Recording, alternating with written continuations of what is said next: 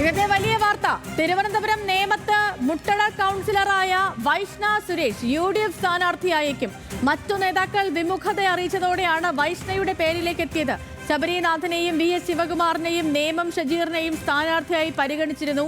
എന്നാൽ തിരുവനന്തപുരം സെൻട്രൽ സീറ്റിൽ മത്സരിക്കാനാണ് VS ശിവകുമാറിനും ശബരിനാഥനും താൽപര്യം. സനിസ ശോഭാചന്ദ്രൻ വാർത്തയുടെ വിശദാംശങ്ങളുമായി നമുക്കിപ്പം തത്സമയമുണ്ട്. സനിസ, ഗുഡ് മോർണിംഗ്. ഇപ്പോൾ നേമം, തിരുവനന്തപുരത്തെ സംബന്ധിച്ചിടത്തോളം നേമം, വട്ടിയൂർക്കാവൊക്കെ എല്ലാവരും ഉറ്റുനോക്കുന്ന മണ്ഡലമാണ്. ശക്തമായ ത്രികോണ മത്സരം നടക്കുമെന്നുറപ്പുള്ള സ്ഥലങ്ങളാണ്. അതിൽ പ്രത്യേകിച്ചും നേമം, നമുക്കറിയാവുന്ന പോലെ നേമത്ത് ഓൾറെഡി BJPയുടെ സ്ഥാനാർത്ഥി ആരെന്ന് നമുക്കറിയാം. BJPയുടെ സംസ്ഥാന അധ്യക്ഷനാകും അവിടെ സ്ഥാനാർത്ഥിയായിട്ട് വരിക. നിലവിലെ മന്ത്രി V ശിവൻകുട്ടി തന്നെയാകും ഒരുപക്ഷെ ഇടതു മുന്നണിക്ക് വേണ്ടി നേമത്ത് ജനവിധി തേടുക എന്ന കാര്യത്തിൽ തീരുമാനമായിട്ടില്ല. എങ്കിൽ പോലും നമുക്ക് ഈ ഘട്ടത്തിൽ അനുമാനിക്കാം. അങ്ങനെയാണെങ്കിൽ ഈ രണ്ട് കരുത്തരെ നേരിടാൻ മുട്ടടയിൽ നിന്നും കൗൺസിലറായ വൈഷ്ണ സുരേഷ് എത്തുമ്പോൾ എങ്ങനെയാകും നേമത്തെ പോരാട്ടം?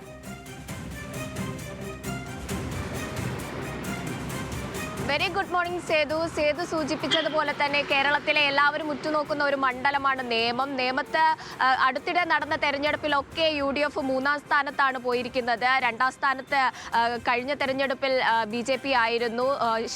മന്ത്രി ശിവൻകുട്ടി വിജയിച്ച മണ്ഡലം കൂടിയാണ്, സിറ്റിംഗ് മണ്ഡലമാണ്. ആ ഒരു സാഹചര്യത്തിൽ ഇപ്പോൾ നേമത്ത് വൈഷ്ണയെ നിർത്താനാണ് കോൺഗ്രസിന്റെ തീരുമാനം. കാരണം സെൻട്രൽ സീറ്റിനു വേണ്ടി, തിരുവനന്തപുരം സെൻട്രൽ സീറ്റിനു വേണ്ടിയാണ് ശബരിനാഥും അതുപോലെ തന്നെ VS ശിവകുമാറും ശ്രമിക്കുന്നത്. CP ജോണിനെ നിർത്താനുള്ള നീക്കങ്ങളൊക്കെ പാർട്ടിയിൽ തന്നെ അതൃപ്തി അറിയിച്ചുകൊണ്ട് തടയുന്ന ഒരു സാഹചര്യമാണ് നിലവിലുള്ളത്. അങ്ങനെ വൈഷ്ണയിലേക്ക്, നേമം ഷജീറിനെ നിർത്താനുള്ള ശ്രമങ്ങൾ നടന്നിരുന്നു. എന്നാൽ അദ്ദേഹം മത്സരിക്കാൻ വിമുഖത അറിയിച്ചതായിട്ടാണ് മനസ്സിലാക്കാൻ കഴിയുന്നത്.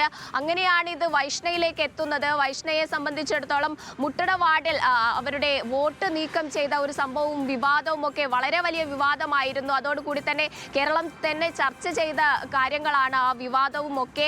അതോടുകൂടി മുട്ടട വാർഡിൽ LDFന്റെ സിറ്റിംഗ് സീറ്റിൽ അവർ ജയിച്ചു വരികയായിരുന്നു. ആ ഒരു സാഹചര്യത്തിൽ അവരുടെ ഒരു വ്യക്തിപ്രഭാവത്തിൽ തന്നെ ഒരു മാറ്റം സംഭവിച്ചിട്ടുണ്ട്. അങ്ങനെ ഒരു കന്നി അംഗത്തിന്റെ നേമത്ത് വൈഷ്ണയെ ഇറക്കാനാണ് കോൺഗ്രസ് തീരുമാനിക്കുന്നത് എന്ന വിവരങ്ങളാണ് ഇപ്പോൾ പുറത്തു വരുന്നത്. എന്നാൽ നേമം സീറ്റിലേക്ക് അവർക്ക് ഒരാളെ കണ്ടെത്താൻ, വൈഷ്ണയല്ലാതെ മറ്റൊരാളെ കണ്ടെത്താനാവാത്ത ഒരു പ്രതിസന്ധി ഉണ്ടായതായിട്ടും മനസ്സിലാക്കാൻ കഴിയുന്നുണ്ട്.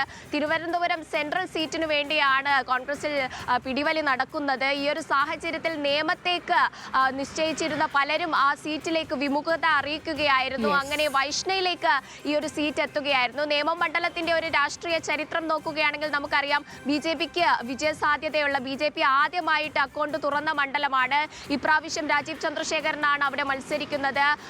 LDFന്റെ ഭാഗത്തു നിന്നും V ശിവൻകുട്ടി മത്സരിക്കുമെന്ന കാര്യത്തിൽ ഏകദേശം ഉറപ്പായിട്ടുണ്ട്. അത്തരത്തിൽ വലിയ രീതിയിലൊരു ത്രികോണ മത്സരം നടക്കാൻ വരുന്നതോടുകൂടി എന്തെങ്കിലും ഒരു മാറ്റം UDFന്റെ കാര്യത്തിൽ ഉണ്ടാകുമോ എന്നാണ് ഇനി കാത്തിരുന്നറിയാൻ. നമുക്കറിയാവുന്ന പോലെ ഇപ്പം സനിസ പറഞ്ഞതുപോലെ തന്നെ നേമം മണ്ഡലം രൂപീകൃതമായ അന്ന് മുതൽ തന്നെ ഒരു ഇടത് മുന്നണിയുടെ കോട്ടയാണ് നേമം എന്ന് പറയുന്നത്. ഇടതുമുന്നണി മാത്രം വിജയിച്ചു വന്നൊരു സ്ഥലത്താണ്. അവിടെ ഇടതുമുന്നണിയെ പരാജയപ്പെടുത്താൻ കഴിഞ്ഞത് BJPക്ക് മാത്രവുമാണ്. BJP ഒരിക്കൽ പരാജയപ്പെടുത്തിയതിനു ശേഷം പിന്നീട് ആ മണ്ഡലത്തിൽ അന്ന് മുതൽ ഇന്ന് വരെ 2-ാം സ്ഥാനത്തുള്ളത് BJPയുമാണ്. അപ്പോൾ അതുകൊണ്ട് തന്നെ UDF 3-ാം സ്ഥാനത്താണ്. ഈ വൈഷ്ണയെ പോലെയുള്ള ഒരു പുതുമുഖം എത്തുമ്പോൾ, പുതുമുഖം മാത്രമല്ല, ചെറിയ കുട്ടിയാണ്, ചെറിയ പെൺകുട്ടിയാണ്. അപ്പോൾ അതുകൊണ്ട് തന്നെ ഒരു യുവമുഖം അവിടെ എത്തുമ്പോൾ എങ്ങനെയാണ് നേമത്തുകാർ അതിനെ സ്വീകരിക്കുക, മാറി ചിന്തിക്കാൻ തയ്യാറാകുമോ ഇല്ലയോ എന്നുള്ള കാര്യം കൂടി നമുക്കിനി കാത്തിരുന്നറിയേണ്ടതുമാണ്. സനിസയാണ് വിവരങ്ങൾ നൽകിയത്.